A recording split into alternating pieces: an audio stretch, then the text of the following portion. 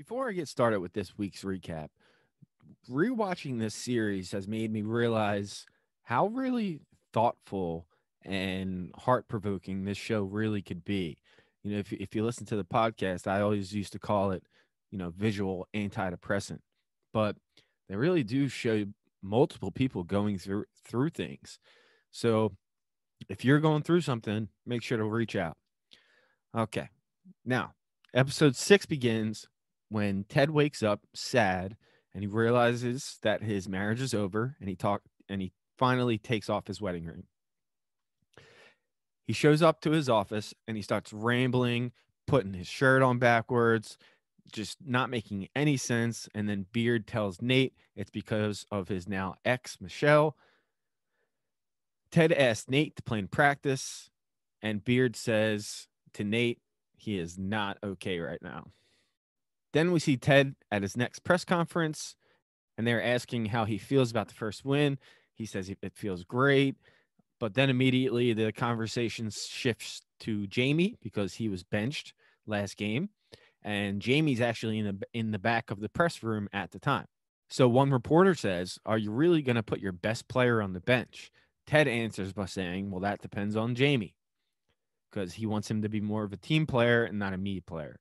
Right after this, Rebecca tells Lasso that Man City are going to terminate the loan on they're going to terminate the loan on Jamie, and Ted mistakes this and he says they're going to take his house, and she goes, "No, no, no, no, no. They want him back if he's not going to play." So the way it works in soccer, you can loan people out, but you still hold their rights. So they could play for a different team for one season and then come right back to you the next season.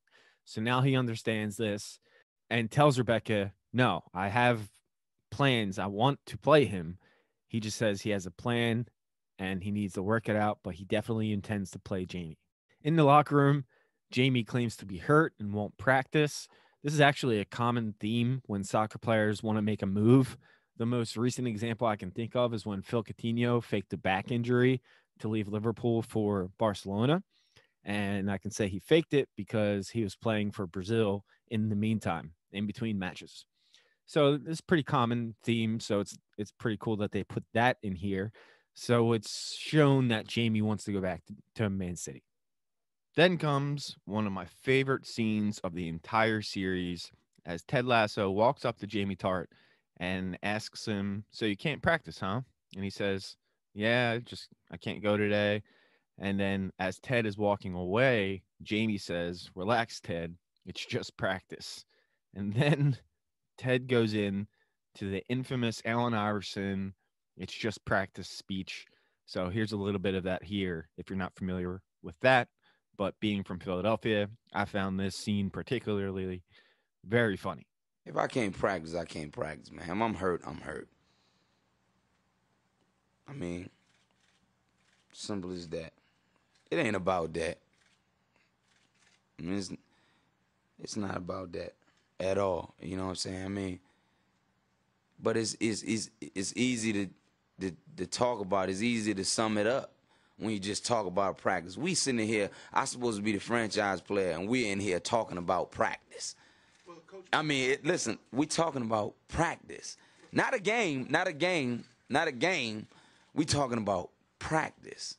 After this rant, he tells Jamie to set up the cones with the reserves. Jamie then tells Colin and Isaac to do it, but then Colin and Isaac take Lasso's back, so he's lost his goons. Ted then asks Beard about Danny Rojas, if he's any good, but no one has seen him play yet because he was injured when they signed him, so he hasn't been able to play on the field yet. But here comes Danny Rojas, everybody's new favorite character, running and screaming Danny Rojas, and football is life all around the field. He ends up being really good, and he had a great play with Sam to score a volley on a give and go. Keeley then starts the job with Rebecca. She has to break the news that Rupert is now dating Bex from the benefit the previous episode, but her real name is Rebecca. So they're calling her Rebecca, and they're calling our Rebecca old Rebecca. She does not like this at all. At the end of practice, Jamie's picking up the cones as Danny shows up, and they have a crossbar challenge to see how many they can hit in a row. Danny wins, walking away screaming, "Football is life," and Danny Rojas once again. Coach Beard and Lasso are watching in the stands, and they now realize they have two aces. All they have to do is mold Jamie into the player that they want him to be, a team player. Next shot, Roy is on a treadmill, still reading A Wrinkle in Time. So you could tell that Roy is really starting to understand Ted's ethics, and he's starting to like him a lot. Keely walks in, and the two start bonding even more, and you can start to see a romantic flame start to blossom. Then Rojas gets injured in practice, where he literally tripped over nothing. He claims it was a ghost, which brings us back to episode 1, when Rebecca said the stadium was used to heal injured veterans, and the team believes that the treatment room is cursed, and that's why he got hurt, because he was in that treatment room before he went on the pitch that day. We're going to have a cursed reversed. And then they show up to the bar, the local bar that they're always at, and the bar owner shows the poster for young, fit men to go try out for AFC Richmond. But really, they were there to enlist soldiers. They enlisted 400 men that day to fight in the war, and they all took treatment in the Richmond treatment room, much of them dying. In order to defeat this curse, Ted asks everyone on the team to bring something personal to the club at midnight. They all murmur. No one's behind this idea, but then Roy stands up and says they are going to do it, and shut the fuck up and sit down. So Roy is definitely on Ted's side at this point. Sam then asks Rebecca if she's free tonight. He wants her to come to the ceremony. Ted thinks it'll only work if the whole team is there. She says, "Sam, I will go for you," and it's very heartwarming.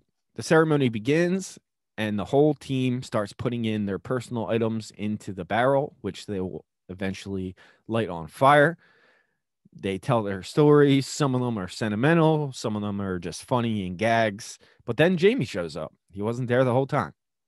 He tells this story of how his mom got him into football, and she gave him these boots that he's going to put into the fire. But then he opens up about his father issues, and he said that's why he acts like he acts. He made a vow to be so tough that his dad could never hurt him again. So the team kind of understands where Jamie's coming from now. They all go outside and burn it all down. Then Danny Rojas runs onto the field, and they celebrate drinking as the team united, as Jamie starts singing the Richmond theme song as the night ends. The next day, the locker room is more united than ever.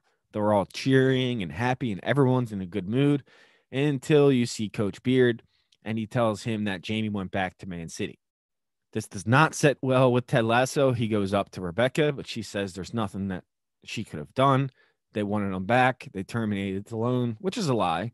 She just didn't want the team to keep progressing and to not be relegated. Then in the office, all the coaches are sitting there sulking. Danny Rojas peeps his head in and says, "Hey, coach, football is life." Then Ted takes down Jamie's jersey as he is no longer part of AFC Richmond. Hey, everybody, thank you so much for watching this recap. That was actually my buddy Dan from Scene Invader, so do me a favor. Head on over there and give them the subscription, not me, because they helped me out with this one. They also just have, good stuff on their channel that you should watch and check out. Make sure to like, subscribe, all that crap. Hey, go buy a mug, too, because, I got bills to pay.